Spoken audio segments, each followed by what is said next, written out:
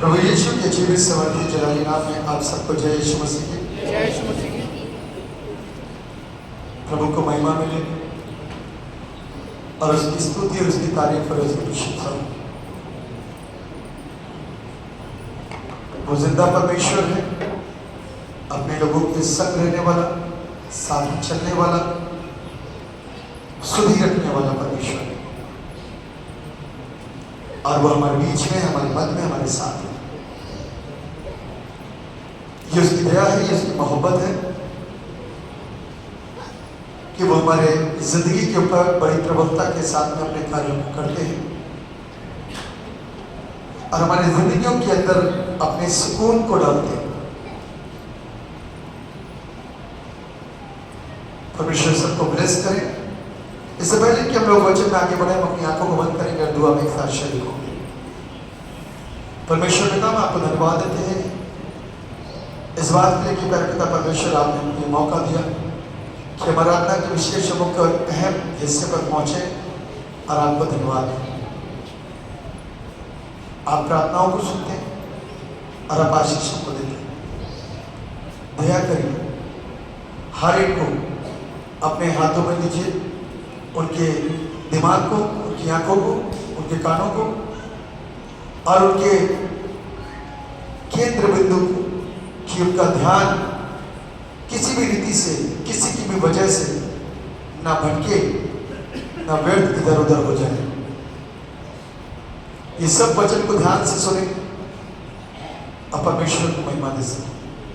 वचन प्रभु मुझे सिखा करके लोगों को बताइए ताकि वचन के सही और उचित भेद अनुवाद हम तक पहुंचे और वचन हमारी जिंदगी के ऊपर बल और सामर्थ्य के साथ में काम करे और हमारी जिंदगी के द्वारा परमेश्वर को सदा महिमा मिल सके।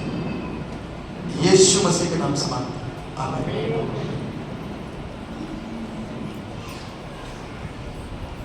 प्रभु यीशु के जीवित समर्थी जलाली नाम में आप सबको जय यीशु मसीह की। प्रभु को महिमा मिले, उसके नाम की तारीफ और उसकी प्रशंसा हो।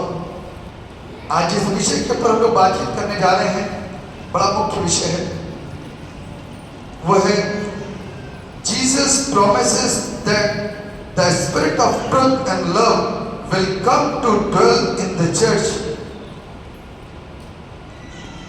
प्रभु यीशु ने वायदा किया, वचन दिया है कि सत्य और प्रेम का आत्मा कलीसिया में निवास करने के लिए आएगा। कि परमेश्वर का आत्मा कलीसिया में निवास करने के लिए आएगा। हालेलुया। इस भेद को, इस बात को समझना मेरे और आपके लिए अति अनिवार्य और जरूरी है कि परमेश्वर का आत्मा मेरे और आपके अंदर काहे के लिए आएगा? जोर से बोल सकते हैं, काहे के लिए आएगा? और जोर से बोल सकते हैं, काहे के लिए आएगा? निवास। दूसरे शब्द में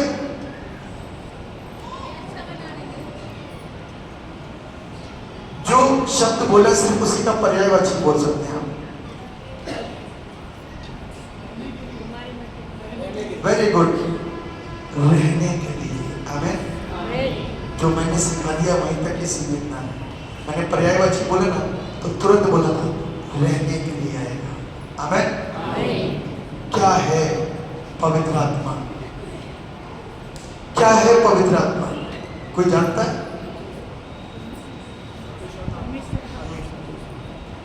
परमेश्वर का आत्मा जो शुद्ध और पवित्र है।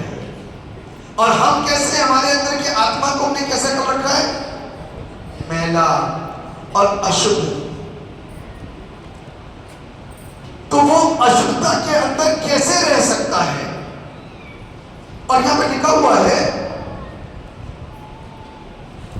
प्रभु यीशु ने वायदा दिया है कि सत्य और प्रेम, सत्य का मतलब सच्चाई से भरा हुआ आत्मा, और जिसके अंदर प्रेम भरा पड़ा एक दूसरे के लिए, सत्य और प्रेम का आत्मा कलीसिया में रहने के लिए आएगा। आमीन आमीन। कोई आपसे कहे कि भैया आपको मालूम है वो बंदा जो बहुत प्रसिद्ध है, वो जो बहुत प्रसिद्ध बड़े बड़े काम करता है, उसने अपने शहर खतौली के अंदर घर ले लिया, अब वो यहीं रहेगा, तो आप कितने खुश हो जाओगे। अरे हमको इतनी दूर जाना पड़ता तो वो यहीं आ गया। जिसके लिए आप इतने आनंदित होंगे वो आनंद आपका छोटा है, लेकिन जिस आनंद के विषय में मैं आपको बता रहा हूं वो आनंद असीमित है, अनलिमिटेड। Hallelujah hallelujah. क्योंकि जो मुझे इस्तेमाल करता, जो दूसरों को इस्तेमाल करता, जिसने चेलों को इस्तेमाल किया, वो ही आएगा कलीसिया में निवास करने के लिए। हर एक चीज के द्वारा परमेश्वर का लक्ष्य क्या है? मुझको और आपको अशुद्ध से शुद्ध बनाना। क्या करना? अशुद्ध से शुद्ध बनाना। कोई बताता है कि मैं अभी बीड़ी पी करके आया, मना सबसे पहले, नहीं नहीं नहीं आप नहीं पीते। कोई सिगरेट पी के आया, नहीं नहीं नहीं। कोई नशा करके आया, कोई ब्लू मूवी देख के, ब्लू फिल्म देख करके आया, कोई नहीं बताएगा। कोई बताएगा मेरे संबंध कहीं कहीं और है, कोई नहीं बताएगा। और आप प्रूफ भी नहीं कर सकते। लेकिन जिस दिन परमेश्वर का रूह आ गया ना, उस दिन बदल जाओगे। अपने आप तौबा करोगे। अपने आप क्या करोगे? देखो हन्ना सफीरा ने तो तौबा करी नहीं, अपने पाप को छुपाए रहे। छुपाने का परिणाम क्या हुआ? जोर से बोल सकते हैं, मृत्यु। शाऊल ने भी अपनी गलती को माना नहीं। कौन सा वाला शाऊल? जो बादशाह था। अपनी गलती मानी नहीं। क्या हुआ? क्या हुआ? ना? अपने पद से गिरा दिया। बाद में तो मृत्यु हुई है, लेकिन उस समय जो उसका रिजल्ट उसको मिला उसकी गलती का, वो उसको उसके पद से, राजा था वो, मालूम है आपको कौन था? एक व्यक्ति था जिसने अपने पाप को मान लिया। कौन था? हैं? दाऊद। क्या हुआ? दाऊद ने अपनी गलती को मान लिया, अपने पाप को मान लिया, उसको क्षमा मिल गई। यीशु मसीह का चेला स्वयं कौन? यहूदा इस्करियोती प्रभु के सामने जाकर के तौबा ना कर सका, शर्म आने लग गई। ये भी कारण हो सकता है। यदि किसी ने पाप किया हो ना, तो इस बात को ध्यान रखिएगा, आप सामने जाओगे आपको शर्म महसूस होगी, लेकिन ये शर्म आपकी मृत्यु में तब्दील ना हो जाए। बेहतर है शर्मा के ही आ जाओ सामने।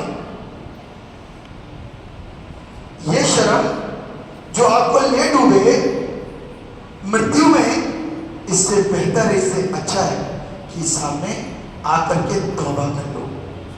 दाऊद का पाप क्या था मालूम है? दाऊद का पाप क्या था? हित्ती उरिया की पत्नी को साथ में दुष्कर्म। बड़ा घिनौना गंदा पाप, लेकिन जितना छुप करके पाप किया उतना खुल करके अंगीकार कर लिया। समझ लो, उसको पता था कि यदि आज मैं परमेश्वर के सामने, अपने छोटे सैनिकों के सामने, अपने वजीरों के सामने, अपने लोगों के सामने, अपनी प्रजा के सामने अपनी वाहवाही को लूट लूं, लेकिन मेरा अंत बुरा होगा। मेरा अंत क्या होगा? बुरा होगा। तो क्या करना है? तौबा करनी है, मानना है। आपको लगता है कि पर्सनल बात करने, लेकिन अपनी गलती को उसने खुदा के कलाम के अंदर एक पृष्ठ के अंदर लिख के दे दिया, भजन 51, दाऊद के पाप का अधिकार, ऐ खुदा मेरे अंदर नए सिरे से शुद्ध आत्मा उत्पन्न कर दे। ये आत्मा को मैंने अपने कुकर्मों की वजह से मैला कर दिया, अपनी गलतियों की वजह से गंदा कर दिया, अपने अहंकार की वजह से गंदा कर दिया। यह अहंकार तो था जो उसने देखा हित्तियों की पत्नी को स्नान करते हुए और अहंकार के चलते उसके पति को मरवा दिया, दो बार। यदि तौबा इतनी खुल के ना करता तो शायद क्षमा ना होती, लेकिन क्या सोचते हैं उसको हर्जाना नहीं भुगतना पड़ा। दाऊद ने हर्जाना भुगता था नहीं भुगता था? क्या हुआ था? उसका बेटा मर गया था। कुछ तो भुगतान भुगतना पड़ेगा। इतना बड़ा नुकसान करके आए हो, किसी की जान लेकर के आए हो, किसी को दूषित करके आए हो अपने अधिकारों के चलते, तो कुछ ना कुछ तो सहना पड़ेगा, भुगतान भुगतना पड़ेगा। ये अच्छा है कि समय रहते थोड़े से भुगतान के साथ में ठीक हो जाएगा, वरना अंत का भुगतान बहुत बड़ा है। अंत का भुगतान बहुत बड़ा है। इसलिए मेरे प्रियो, आज खुदा का कलाम कहता है परमेश्वर का रूह कलीसिया के अंदर निवास करने के लिए आएगा। परमेश्वर का रूह कहाँ आएगा? परमेश्वर का आत्मा कहाँ आएगा? हमारे अंदर। किस लिए? ये जो यहां उत्पन्न होता ना, बाइबल में लिखा सब कुछ बुरा उत्पन्न होता है। क्या होता है? कोई सच्ची आत्मा के साथ में खड़ा होता है? बहुत रेयर, बहुत कम, बहुत थोड़े। संसार में रहने वाला व्यक्ति अच्छी सोच के साथ नहीं रहता, बहुत रेयर, बहुत थोड़े, बहुत कम। इसीलिए ये जो अंदर गंदगी पड़ी हुई है, इस पड़ी हुई गंदगी को परमेश्वर इस आराधना के अंदर शुद्ध करता है। पहले शुद्ध करेगा, फिर अगले हफ्ते सामर्थ्य से भरेगा। आमीन बोल सकते हैं? जो समझ जाता है ना, वो आमीन जरूर बोलता है। जिसके ऊपर से निकल गई उसको कुछ नहीं पता चलता बोल क्या दिया। इसलिए चैतन्य रहे, जो सिखाया जा रहा है, जो सुनाया जा रहा है, जो बताया जा रहा है, उसके प्रति सचेत होकर के सुने। कान को भी खोले, आंखों को भी खोले, क्योंकि आंखें उधर और कान यहाँ लगे तो मिस हो सकता है, और आंखें सीधे लगी है, कान कहीं और लगे तो मिस हो सकता है। दोनों चीजें भी नहीं एक साथ लगी है, दिमाग कहीं और है, तो सबसे बड़ा ब्लंडर हो सकता है। क्योंकि ये सारी चीजें एक साथ एकाग्र नहीं हो पाती, इसलिए ये हमारे मध्य से, हमारे बीच से, मुझ में से स्लिप हो जाता है, और कहीं का कहीं हम लोगों को प्रचार करते हैं जैसे शैतान करता है, कहीं का कहीं प्रचार करता है, उल्टा सीधा तोड़ता मरोड़ता है, और हवा जैसे कमजोरों को क्या कर देता है? पाप में गिरा देता है। इसलिए ध्यान देने की जरूरत और समझने की आवश्यकता है। यहाँ लिखा हुआ है कि परमेश्वर का आत्मा हमारी लाइफ के ऊपर, हमारी जिंदगी के ऊपर काम करेगा। यहाँ लिखा हुआ है, सत्य निकाल लीजिए, प्रेरितों के काम की पुस्तक 11 अध्याय, जरा पढ़िए। हाँ, ध्यान से सुनिएगा, बड़े आराम से सुनिएगा। एक मिनट। लिखा है, फिर प्रेरितों और भाइयों ने जो यहूदिया में थे, कहां पर थे? कान खोल करके सुनिएगा और मुंह खोल के बोलिएगा। जो कहां पर थे? फिर आवाज की धीमी क्यों आती है? कहां पर थे?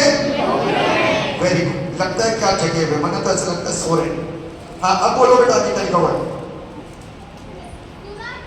सुना। यहूदिया के लोगों ने, यहूदियों ने सुना कि क्या सुना? बताओ जरा। बड़ी प्रॉब्लम है इनके साथ में, शुरू से रही है, आज की बात नहीं, शुरू से रही है कि अन्य जातियों ने हमारे परमेश्वर को, उसके वचन को,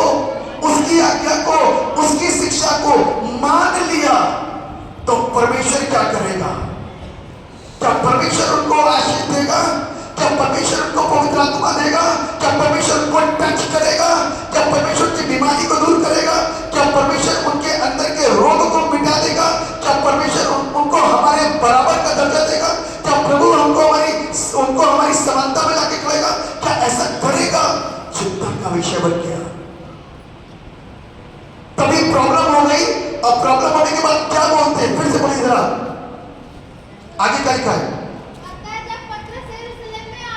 अतः जब पतरस यरूशलेम में आया, क्योंकि पतरस कौन था?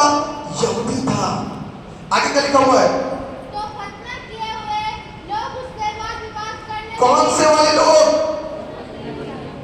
कौन से वाले लोग? खतना किया क्या होता है आपको मालूम है? ये प्रॉमिस वाले लोग होते हैं, परमेश्वर की वाचा को पूरा करने वाले, व्यवस्था को मानने वाले यहूदी, जो अपने आप को इब्राहिम के वंशज कहते हैं। इन लोगों को पेट में दर्द हुआ और इन लोगों ने वाद विवाद किया। क्या लिखा हुआ है? जैसे ही कौन? पतरस कहां आया? ध्यान से पढ़िए, आप अपनी बाइबल को खोल के बैठिए। कितने लोगों के पास बाइबल जरा बताइए जरा, कितने लोग है? वहां से काम नहीं चलता। आपके पास अपना कलाम आपके हाथ में होना चाहिए, फालतू में हाथ मत उठाइए। जिसके हाथ में खुदा का कलाम है वो खोलिए। सबने किताबें तो हमारे भंडार खाली करवा दिए, बाइबल तो खरीद ली, लेकिन बाइबल जो कितनों के पास में? चंद लोगों के पास। हाँ जी, और ऊंचे उठाओ, अपनी अपनी बाइबल दिखाओ। जी जी जी जी, हाँ, बोझ नहीं। मोबाइल कितनों के पास में? इससे ज्यादा लोग मोबाइल लिए होंगे, एक के पास दो भी हो सकते हैं, एक छोटा एक बड़ा। तो ये शर्म की बात है। ये चंगे होने के लिए नहीं खरीदा आपने कि 260 रुपए की बाइबल खरीदते कि हम चंगे हो जाएंगे। छोटी वाली बाइबल बुद्धि में घुसी नहीं है, बड़ी वाली घुस जाएगी, इसलिए बड़ी वाली बाइबल खरीद ली। बाइबल को लाने का कष्ट कर लीजिए। यदि परमेश्वर की आशीष को प्राप्त करना ना, तो बड़ी वाली बाइबल को अपने हाथों में लेकर के चलने का कष्ट कर लीजिए। थोड़ा सा उठा लीजिए अपने हाथों में ये बोझ। उसने आपका बोझ उठाया, पापों का बोझ, जरा खुदा के कलाम को तो उठा लो।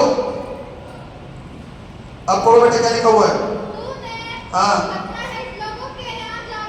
तूने खतना रहित, जिनके खतने नहीं हुए उन लोगों के घर में जाके, आज की तारीख में बोल सकते हैं जिनके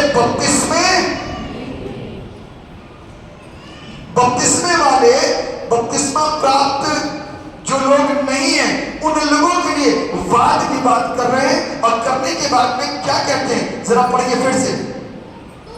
हाँ हाँ, खबर मिल गई, खबर मिल गई।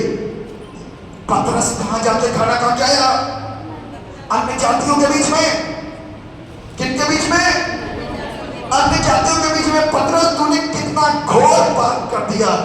हमारे संबंध उनके साथ में नहीं है और वो बपतिस्मा या खतना में नहीं है, तू उनके घर क्यों गया? किसके ऊपर अधिकार जताने लग गए? खुदा के बंदे के ऊपर। किसके ऊपर? खुदा के बंदे के ऊपर अधिकार जताने लग गए कि खुदा तो वही है, वो उसके नीचे है। तब बेचारा पतरस क्या बोलता है, पढ़िए जरा।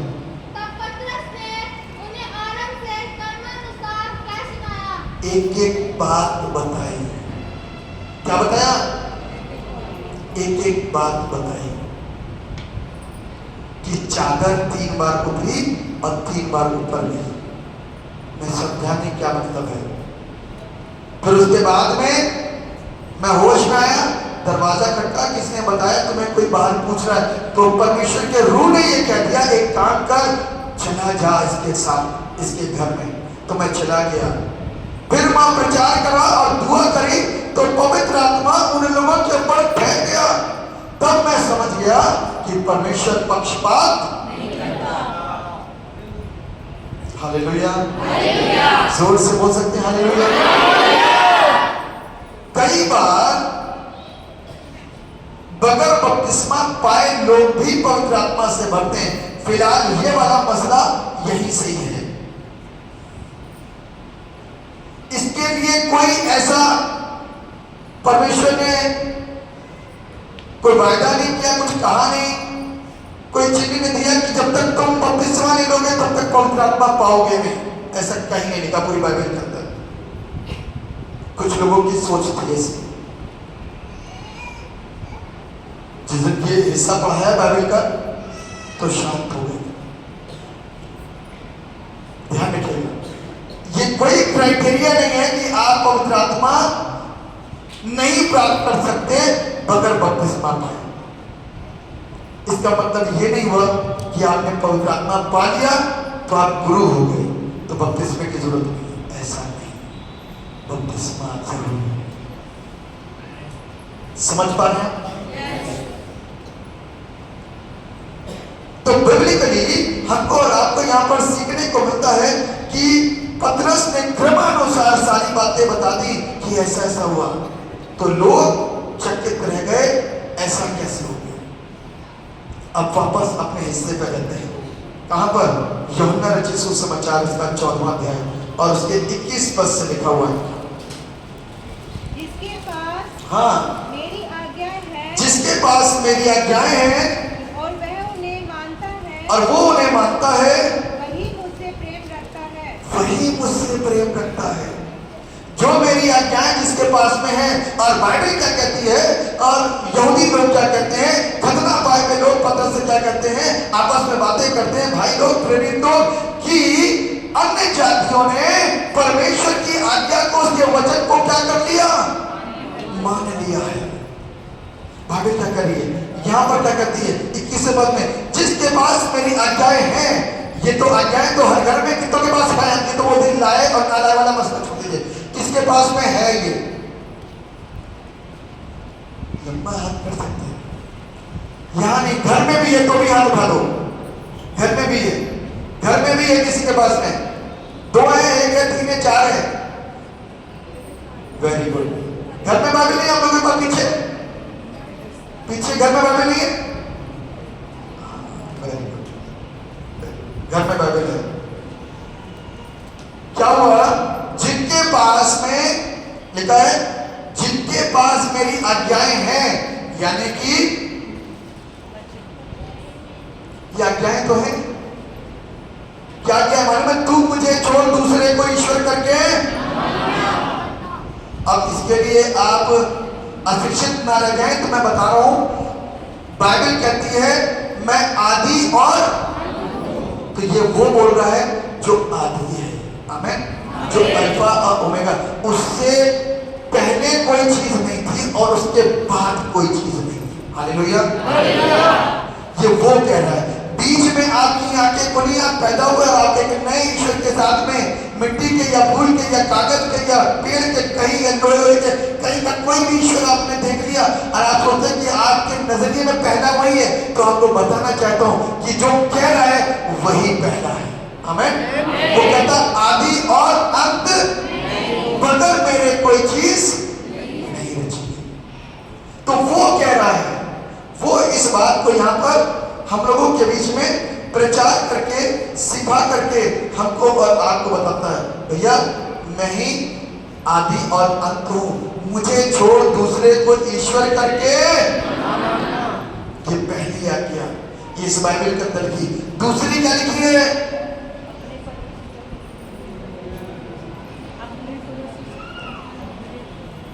बहुत धीरे से बता, किसी को मालूम तो सकता है? अपने लिए कोई मूर्ति खोज करके ना बनाना, या इसको पूजेंगे तो कल इसको पूजेंगे, तो कल लोहे को पूजेंगे, तो परसों पत्थर को पूजेंगे, तो नरसों जानवर को पूजेंगे, तो शनिवार के दिन पेड़ों को पूजेंगे। 6 दिन हमको मिल गए पूजने के लिए और 7वें दिन मस्त सोएंगे।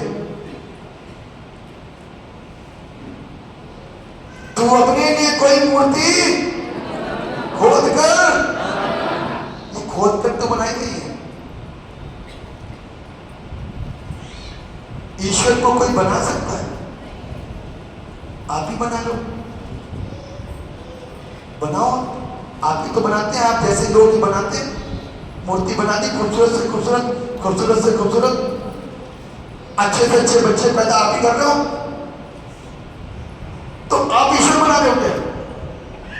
ये सोच यहां से निकल गया। इसीलिए मैं शुरुआत में प्रार्थना करता हूं तो यही प्रार्थना करता हूं कि प्रभु बुद्धि का आत्मा दे, ताकि आज बुद्धि खुल जाए, आंखें खुल जाए, दिमाग खुल जाए। जो पंचर हो चुका है तो पंचर बन जाए, क्योंकि हम भ्रष्ट हो गए पूरी रीति से और अब आगे बढ़ नहीं पा रहे, वहीं पर टिके हुए हैं। किन लोगों के ऊपर? उन खुदी हुई चीजों के ऊपर, जिनके लिए खुदा का कलाम कहता है, ए भैया मेरी बनाई हुई सृष्टि की पूजा नहीं, सृष्टिकर्ता को जानो जो आरंभ से है। आमीन। उसकी उपासना करो। आज हम गलत ट्रैक पर चल रहे हैं, इसीलिए समस्याएं हमारे साथ में लगी हुई है। क्या हुआ है? गलत ट्रैक पर चल रहे हैं, हमारा ट्रैक सही नहीं है। और बाइबल क्या कहती है? परमेश्वर का रूह तुम में आएगा, निवास करेगा, रहेगा। अब आप सोचो कि रहने के लिए यदि प्रभु आ जाए हमारी जिंदगी के अंदर तो क्या होगा? बताइए क्या होगा? कोई बता सकता है? यदि परमेश्वर का आत्मा, पवित्र आत्मा आपके अंदर रहने के लिए आ जाए तो क्या होगा? कोई बताएगा मेरे को? बताइए। जिंदगी को एंजॉय कर पाएंगे, धोखे में नहीं फंसेंगे, धोखे में नहीं फंसेंगे। और मैं बताता हूं, सबसे पहले तो प्रॉब्लम आएगी। अरे भैया इसने तो ये भी बंद करवा दिया, ये भी बंद करवा दिया, ये भी बंद करवा दिया, ये भी बंद करवा दिया, ये भी बंद कर दिया, वहां जाना बंद करवा दिया, वहां खेलना बंद करवा दिया, वहां खड़े होना बंद करवा दिया, और ये दोस्तों से मिलना बंद करवा दिया, गलत अच्छी संगतियों में जाने के लिए कहता है, चर्च जाने के लिए कहता है, सवेरे उठने के लिए कहता है, रात में जोड़ने के लिए कहता है। कितना बंदिशें बना दी क्योंकि आदतें खराब है, क्योंकि और जिस दिन आदतें सही होने लग जाएंगे ना तो ऐसा लगेगा कि शरीर के घाव के ऊपर एक ऐसा मरहम आ गया जो जलन थी ना वो खत्म हो गई है। अब वो मिठास में, सच्चाई में तब्दील हो गई कि अलग आनंद। वो बात की बात है कि आनंद हमारी जिंदगी के अंदर आ जाएगा। आमीन। परमेश्वर के आनंद का जो मजा लेता है ना उसको पता है। जो परमेश्वर के आनंद का मजा लेता है उसे पता है कि परमेश्वर का आनंद है क्या। इसलिए मैं प्रियो, बाइबल के अनुसार जब हम सीखेंगे ना तो परमेश्वर हमको पूरी तरीके से शिक्षित कर देता है। लिखा हुआ है, लिखा है जिसके पास मेरी आज्ञाएं हैं और वो उन्हें मानता है वही मुझसे प्रेम करता है। कौन प्रेम करता है? अब आज्ञा तो सबके पास है। अब दूसरा शिक्षा क्या है? जो इसे वो क्या करता है? परमेश्वर से प्रेम करता है। किससे प्रेम करता है? परमेश्वर से। कैसे पहचान होगी? कैसे प्रकट करोगे? कैसे बताओगे कि प्रभु मैं आपको प्रेम करता हूं? एक स्पेशल नंबर करके, या खड़े करके प्रचार करके, आराधना करके, साथ बजा करके, गवाही दे करके, 2 घंटे वचन पढ़ के अपने अंदर संतुष्टि, 2 घंटे जो 2 मिनट नहीं पढ़ता हो और 2 घंटा यदि वचन पढ़ ले तो सोचो अंदर इतना उमड़ेगा कि 2 घंटा दिन में वचन पढ़ा। और जिसकी 1 मिनट की प्रार्थना होती है 2 घंटे की बैठ के प्रार्थना करे, अंदर ही अंदर इतना खुश हो जाएगा 2 घंटे बैठ के प्रार्थना करे। क्या ये प्रकटीकरण है? ये प्रकटीकरण है कि हम प्रभु को इस तरीके से प्रसन्न कर रहे हैं, प्रभु से हम प्रेम करते हैं। प्रभु के साथ किया और निभाया गया प्रेम एक वक्त पर सामने प्रस्तुत होता है। आप रोज कुछ भी करते रहो, पूरी बाइबल को आप 50 बार खा चुके हो, पढ़ चुके हो, खत्म कर चुके हो, लेकिन प्रकट परीक्षा जिस समय होगी उस समय आपको क्या होना है? पास होना। आप पूरे साल कितनी मेहनत कर रहे हो? मम्मी ने कहो पूरी किताब पढ़ ली, सब याद है, सब आता है, लेकिन एग्जाम जब हुआ और रिजल्ट जब आया F लिख के आ गया। क्या F का मतलब? तो हम कितना भी बाइबल पढ़ते हो, दसमांश देते हो, चढ़ जाते हो, संगति करते हो, कुछ भी करते हो, लेकिन जब परीक्षा होगी उसमें पास होने की जरूरत है। जब अय्यूब की परीक्षा हुई, जब क्या हुआ? अय्यूब की परीक्षा हुई तो अय्यूब उस परीक्षा के अंदर क्या हुआ? पास हो गया। उसको ये सबूत देने की जरूरत थी कि मैं 40 साल से प्रार्थना करता चला रहा हूं, क्यों नहीं पास होगा? ये घमंड नहीं कर रहा था। वो कहता है जिस खुदा ने दिया ये चीज कहां से आई? ये अंदर जो सीखता था ना तो कॉन्सेप्ट क्लियर था। बहुतों का कहना है कि भाई साहब बाइबल पढ़ते याद नहीं होते। भैया ये बाइबल कभी याद नहीं कर पाओगे, इसको समझना है। इसको क्या करना है? इसको ये किताब नहीं है कि आप इसको याद करो, पेपर पे नहीं लिखना है। इसको समझना है। समझते तो है नहीं, याद करिए। हाँ? तो गलत ट्रैक पर मत चलिए। छोटे बच्चे हैं, उनको आप याद कराओ, खूब वो याद कर लेंगे। मुझसे कोई याद करो, मैं नहीं याद कर पाऊंगा। मैं समझ सकता हूँ, वो अभी समझ नहीं सकते, मैं समझ सकता हूँ। वो याद कर सकते हैं, मैं याद नहीं कर सकता। तो खुदा के कलाम को क्या करना है? यदि इस उम्र से आपने उनको सिखाना शुरू करा, उन्हें याद करना शुरू करा, तो हम लोग की उम्र के आगे तक समझना शुरू कर देंगे। क्या हो जाएगा? समझना, खुदा का कलाम में आना शुरू हो जाएगा। कब? जब हर रविवार खुदा के भवन में बैठे होंगे। क्या होगा? जब हर रविवार खुदा के भवन में, जब इसी तरीके से जो बच्चे सामर्थ में भरते हैं, सुनते हैं, सीखते हैं, हर रविवार जो अंदर बैठ करके शिक्षा ग्रहण कर रहे हैं, हर रविवार परमेश्वर के भवन में आएंगे और शिक्षा को लेंगे, तो वो उनकी बुद्धि खुलेगी। जब आप उनको बैठने नहीं दोगे, उनको लाओगे नहीं, तो वो क्या सीखेंगे? इसीलिए जो मेरी आज्ञाओं को मानता है वही मुझसे प्रेम रखता है, और जो मुझसे प्रेम रखता है उससे मेरा पिता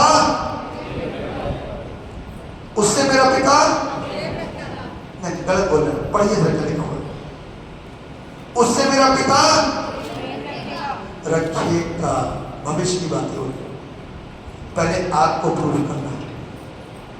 पहले क्या करना है? आपको प्रूव करना है, तब वो प्रूव करेगा। और परमेश्वर प्रेम रखेगा ना, तो कैसा प्रेम रखेगा? अपनी आशीष, अपनी बरकत और अपनी सामर्थ देगा। अभी हम परमेश्वर को जान ही नहीं पाए, इसलिए प्रॉब्लम हमारे साथ नहीं है। इसलिए इसको खास तौर पर देखो, लिखा क्या है? जो मानेगा, जिसके पास आज्ञा है, जो मानेगा वो मुझसे प्रेम रखता है, जो मुझसे प्रेम रखता है उससे मेरा परमेश्वर प्रेम रखेगा। आगे क्या लिखा हुआ है? और लिखा है मैं उससे प्रेम रखूंगा और अपने आप को उस पर प्रकट। अब प्रकटीकरण शुरू हो गया। क्या हो गया? प्रकटीकरण शुरू हो गया।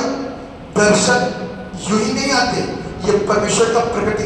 आज तो आप शिक्षा बाद में ग्रहण कर रहे हो, देख पहले रहे हो, है ना? कितने लोग पहली बार आए हैं चर्च में? पहली बार जो आज चर्च में पहली बार है जी, वेरी गुड। परमेश्वर आप सबको ब्लेस करे, ब्लेस करे, ब्लेस करे, ब्लेस। तो पहली बार आने के बाद में आपने उन कामों को देख लिया जो लाइफ में कभी नहीं देखा होगा। परमेश्वर का प्रकटीकरण जो परमेश्वर प्रकट करके दे रहा है लोगों के ऊपर, दर्शन में लोग बढ़ रहे हैं, सामर्थ में बढ़ रहे हैं, अभिषेक से बढ़ रहे हैं, दुष्ट आत्माएं निकल रही हैं, पवित्र आत्मा में भर रहे हैं। ये प्रकटीकरण है परमेश्वर का, क्योंकि अब वो मुझसे प्यार कर रहा है। आपने कुछ प्रकट करा अपने जीवन से, अपने प्रेम को उसके साथ में जाहिर किया, अब वो अपने प्रेम को हमारे साथ जाहिर कर रहा है ना? तो जाहिर करने का उसका तरीका क्या है? प्रकटीकरण। अपने सामर्थ को मिलता मेरे रब के ऊपर। आगे लिखा हुआ है,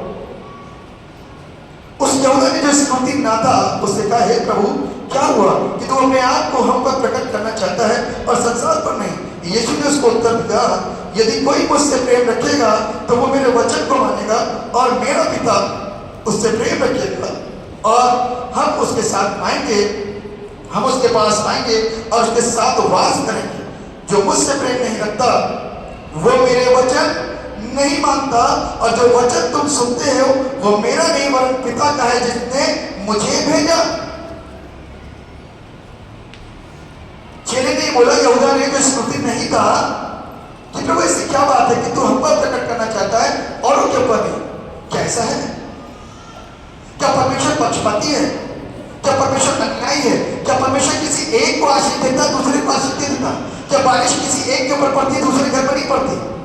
क्या परमेश्वर के सिर्फ चुने हुए लोगों के ऊपर खाने की वस्तुएं पहुंच रही, बाकी अन्य लोगों के ऊपर नहीं पहुंच रही? क्या परमेश्वर के लोग भूखे नहीं मर रहे, बाकी के सारे लोग भूखे मरे? ऐसा नहीं है। संसार में आंखों को खोल करके देखिए, परमेश्वर सबके समान एक जैसा है। यदि कोविड हुआ तो सबके ऊपर असर आया। कोविड हुआ तो असर सबके ऊपर आया, सब मरे। कोई ऐसा नहीं कि बहुत प्यारा था वो नहीं मरा, सब मरे, सबके ऊपर प्रभाव हुआ। लेकिन जो प्रार्थना के साथ में स्वयं रहे, है। बाइबल कहती है जो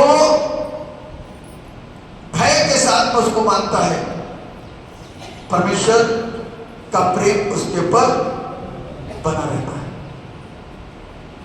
तो इसी चीज को यहां पर लिखा है, जो मेरे वचन को, जो मुझसे प्रेम नहीं रखता वो मेरे वचन को नहीं मानता। निकालिए पत्रियों में, यूहन्ना की पत्री उसका दूसरा अध्याय, उसका 22वां पद। झूठा कौन है? झूठा कौन है? ध्यान से सुनिएगा, झूठा कौन है? केवल वह है जो यीशु मसीह के मसीह के, होने से इनकार करता है। जो यीशु के मसीह होने से इनकार करता है। मसीह के होने से इनकार करने का मतलब क्या हुआ? पहले इसको बताइए। मसीह के होने से इनकार करने का क्या हुआ? कोई बताए मेरे को, ये क्या वर्ड है, इसका अर्थ क्या है? मसीह के, यीशु के मसीह होने से इनकार करता है।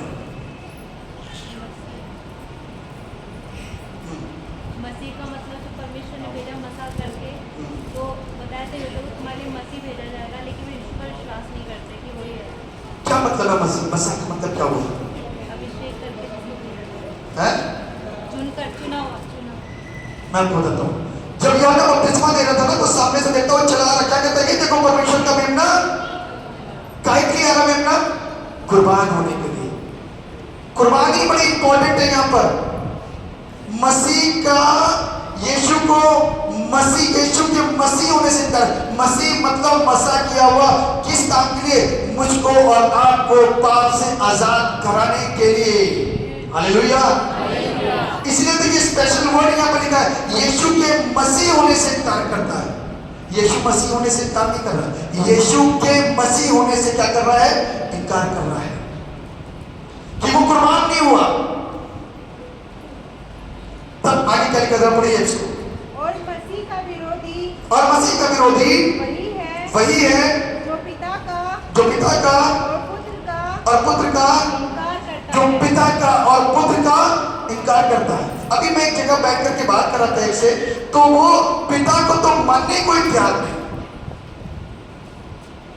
जहां पर बाइबल के अंदर पिता लिखा हुआ उसको पवित्र आत्मा बोल रहे हैं। बिल्कुल मान, क्योंकि कुछ गलत शिक्षाएं, भ्रांतियां हमारे लाइफ के अंदर आ गई है ना, तो किसी ने हमको ऐसा पढ़ा दिया तो हम वैसे ही पढ़ेंगे, बाइबल खोल करके नहीं दे सकते। इसीलिए लिखा है, फिर से पढ़ना बेटा सही को। झूठा कौन है? नहीं, उसी आगे से पिता पुत्र का कोई 23वां पद। जो कोई पुत्र का इनकार करता है, हाँ, उसके पास पिता भी नहीं। नहीं, हाँ से मैं पढ़ता हूँ। और मसीह का विरोधी वही है जो पिता का और पुत्र का इनकार करता है। मसीह का विरोधी कौन है? जो पिता का और पुत्र का इनकार करता है। अभी अपन लोगों ने आयत के अंदर पढ़ा, यीशु मसीह कहते हैं कि वो मेरा पिता और वो मुझसे बड़ा है, ऐसे लिखा ना। अभी आपके सामने से समाचार में से पढ़ा गया कि वो मुझसे बड़ा है। अब इसका मतलब ये नहीं है कि ये तीन चीजें हो गई, नहीं, ये तीन अस्तित्व है और अपने अपने समय पर काम किया और तीनों एक साथ हमेशा मौजूद रहते हैं। ये ट्रिनिटी है, ये त्रिएकता है, ये तीन अलग अलग चीजें नहीं है, ये है एक, लेकिन तीनों एक ही के अंदर है। तो मानना तुम्हें पड़ेगा। आप क्या सोचते हैं कि कोई बाहर का इंसान ईश्वर बन सकता है? मनुष्य से पैदा इंसान कोई ईश्वर बन सकता है? नहीं, पवित्र आत्मा के द्वारा मसा किया गया, तैयार करके भेजा गया, वही ईश्वर बन सकता है। परमेश्वर ही हमारे बीच में आया। इसीलिए स्पेशल तरीके से बाइबल के अंदर लिखा है कि यीशु का जन्म कैसे हुआ? पवित्र कुमारी के अंदर पवित्र आत्मा के द्वारा, जब पवित्र आत्मा उसके गर्भ में आया और तब यीशु का जन्म हुआ। ये इंसान नहीं है, ये पवित्र आत्मा है। तभी मरियम चौकस हो गई, चौकन्नी हो गई, ये कैसे हुआ? और जोसेफ कहता है, यूसुफ कहता है, ये क्या बात है? वो सोच रहा है इसको त्याग दे, वो सोच रहा है कि क्या हो गया ये, लोग मुझे क्या कहेंगे, लोग मेरी पत्नी को या मेरे रिश्ते को क्या सोचेंगे और क्या कहेंगे? कुछ नहीं, उसको भी बुद्धि दी, उसको भी बुद्धि दी, क्योंकि खुदा का बेटा और खुदा इस दुनिया में आ रहा है, तो दुनिया की कोई ताकत, अंदर के विचार उसको आने से रोक नहीं सकते। इसलिए इसीलिए दोनों धर्मियों का चुनाव किया गया, एक तरफ मरियम एक तरफ यूसुफ, दोनों धर्मियों का चुनाव किया गया ताकि दोनों सहज स्वीकार कर ले कि दुनिया कुछ भी कहती रहे, इंसान कुछ भी कहते रहे, माँ बाप कुछ भी कहते रहे, भाई बहन कुछ भी कहते रहे, रिश्तेदार कुछ भी कहते रहे, लेकिन प्रभु मुझे तेरी इच्छा के अनुसार, तेरी मर्जी, तेरे वचन के अनुसार हो। ऐसे ही मरियम ने जवाब दिया था। तो कौन पैदा हुआ?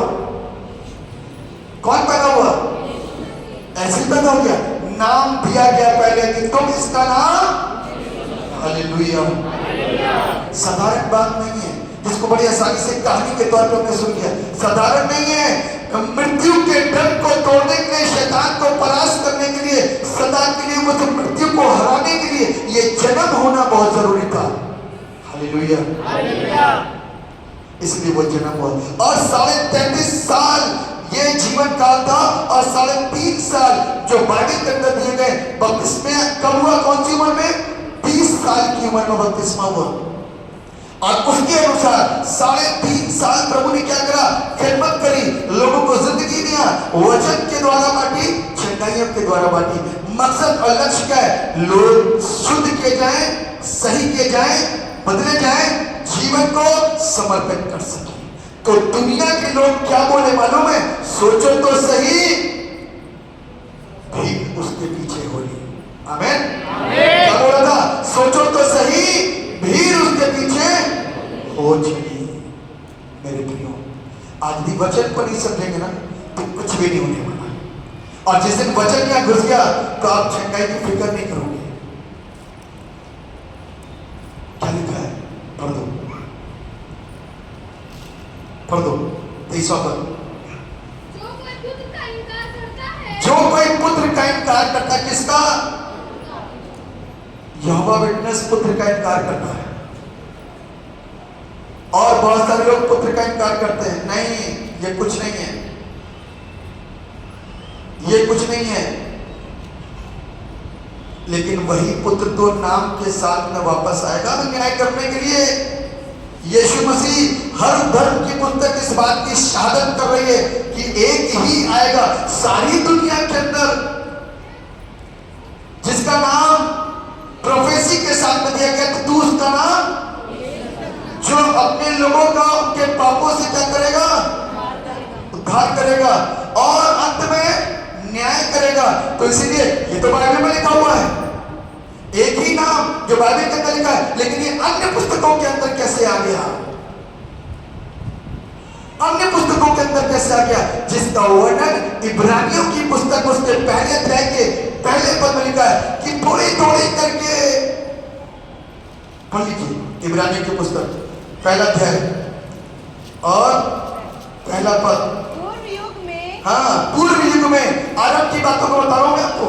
यहाँ लिखा हुआ परमेश्वर ने बाप दादों से थोड़ा थोड़ा करके, थोड़ा थोड़ा करके, थोड़ा थोड़ा थोड़ा पूरा, थोड़ा थोड़ा करके और भांति भांति से भविष्यवक्ताओं के द्वारा बातें कर इन अंतिम दिनों में हमसे पुत्र के द्वारा बातें की। हालेलुया। ये बातें बाइबल में लिखी हुई हैं पहले से कि पूर्व युग में बाप दादाओं के द्वारा थोड़ा थोड़ा करके भांति भांति लोगों से बातें करी गई, नबूवतें की गई। तो थोड़ा वहां पड़ा हुआ है, थोड़ा वहां पड़ा हुआ है, थोड़ा वहां पड़ा हुआ है, खुलासा यहाँ कर रखा है। आमीन, आमीन, आमीन। सोने वाले जोर से बोले आमीन। अच्छी नींद ले रहे हो, अच्छी बात, कोई बात नहीं। सोते हुए भी आप लोग वचन को सुन पा रहे हो, हाथ उठाना उनके अच्छा। तो लिखा हुआ है कि जो मुझसे प्रेम नहीं रखता वो मेरे वचन को नहीं मानता, और जो वचन तुम सुनते हो वो मेरा नहीं पिता का है। किसका है? इसलिए मेरे प्रियो, पिता के वचन को अस्वीकार मत करो, वो मुझ में और मेरे अंदर रहना चाहता है। प्रकाशित वाक्य 3 उसका 20 क्या कहता है? देखो मैं द्वार पर खड़ा हुआ, जो कोई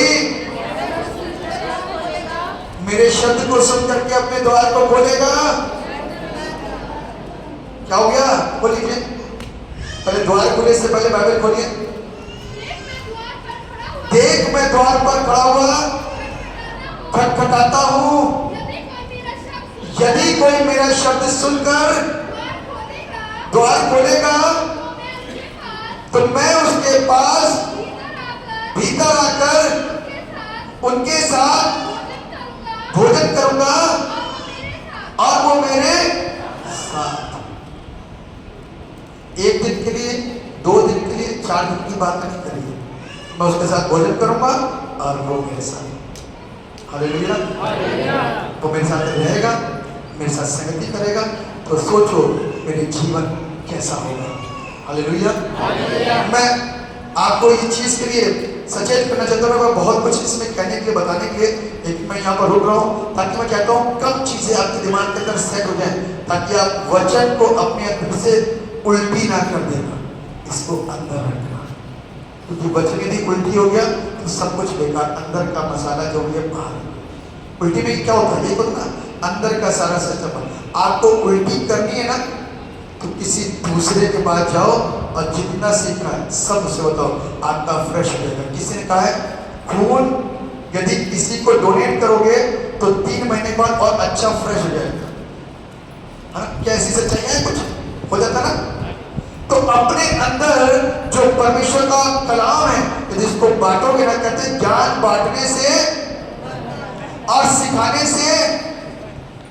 अब जैसे फोर्स करिए, मैं सिखा रहा हूं आपको और मैं सोच रहा हूं कि क्या बोलूंगा आज, कैसे बोलूंगा, कैसे सिखाऊंगा कि ये बोल पाऊंगा, ये बोल पाऊंगा, ये कह पाऊंगा। चलो आज बोल दिया, अब अगली बार तक पिछली बार वाला बोल पाऊंगा तो ये भी एक बड़ी टेंशन है। अगली बार जब बोलूंगा सेम वचन किसी के लिए वही वाला वचन देना, तो क्या अगली बार जो पिछली बार दिया था वैसा कर पाऊंगा? ये भी बड़ी टेंशन। इसलिए यदि हम किसी को रोज सिखाएंगे ना तो वो चमकता रहेगा। हालेलुया। क्या रहेगा? चमकता रहेगा। और जो चमकेगा ना तो उसके लिए चिंता करने की जरूरत नहीं, वो कहीं से भी उठाओगे ना तलवार की तरह दोनों साइड से काम करेगा। और लोगों के जीवन के अंदर जो इसको ग्रहण करने के लिए तैयार बैठे, मुंह खोल के खाने के लिए तैयार बैठे, उनके अंदर जाएगा। यहाँ मुंह खोलने का मतलब मालूम क्या है? अपने हृदय को, अपनी बुद्धि को, अपनी आंखों को, अपने कानों को खोल करके बैठ करके सुन रहे तो ये उनके अंदर जाएगा। आमीन। मुंह ना खोलना, मक्खी चली जाएगी। जीवन खोलना, प्रभु आएगा। बाइबल कहती है देख मैं द्वार पर खड़ा हुआ, जो कोई तो मैं और परमेश्वर मेरे और आपके साथ में वास करना चाहता है, रहना चाहता है। कितने लोग चाहते हैं कि प्रभु आपकी जिंदगी में रहे?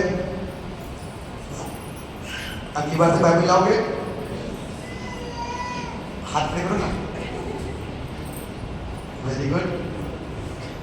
प्रभु आपको ब्लेस करें और मेरी दुआ दिल से कि प्रभु आपकी जिंदगियों के अंदर रहे। आमीन।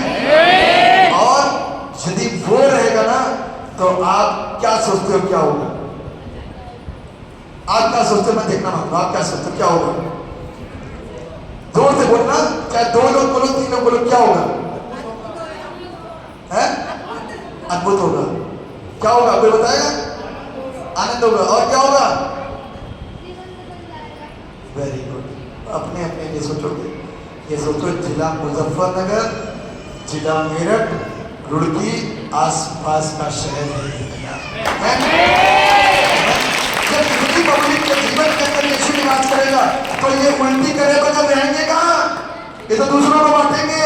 रिक्शा में चलते हुए, ट्रेन में चलते हुए, साइकिल में बैठे हुए और कहीं भी काम करते हुए, बहन यीशु को जानते हो, भाई यीशु को जानते हो, कुछ भी बात होगी ना अपनी टांग जरूर उड़ाएंगे। मतलब कि आपके पास जिंदा कलाम है ना तो उसको जरूर से लाके फंसा देंगे। प्रेम मालूम क्या? बाइबल के अंदर ऐसा लिखा है। हालेलुया। अब टांग अड़ाना सीखो ना। पहले तो बुरी बातों में टांग अड़ाते थे, अब सच्ची बातों के अंदर जहाँ कोई भी मसला हो रहा ना टांग अड़ा दो। मेरा प्रभु ये कहता है। कौन सा प्रभु? यीशु मसीह सृष्टि करता है, मुक्ति देता है। हालेलुया। परमेश्वर आप सबको ब्लेस करे, आशीषित करे। दुआ करें। जीवित और समर्पित पिता परमेश्वर, हम आपको धन्यवाद देते हैं आपकी तमाम आशीषों के लिए जो आपने दी। अपने वचन से प्रभु आपने शिक्षा दी, इसलिए हम आपको कोटि कोटि धन्यवाद देते हैं। हम सब पर अपना रहे और हम सब पर अपनी दया करें। बड़ी आशीष दीजिए, बड़ी बरकत दीजिए। जितना वचन हमने सुना सीखा, हम सब प्रभु आपसे प्यार करें, क्योंकि आप रहना चाहते हैं तो हम अपनी जमीन को तैयार करें ताकि आप इसमें आए और इसमें रहें। और करकटा जब आप रहेंगे तो एक ही बंदा बहुत है, अभी तो पूरा चर्च तैयार है।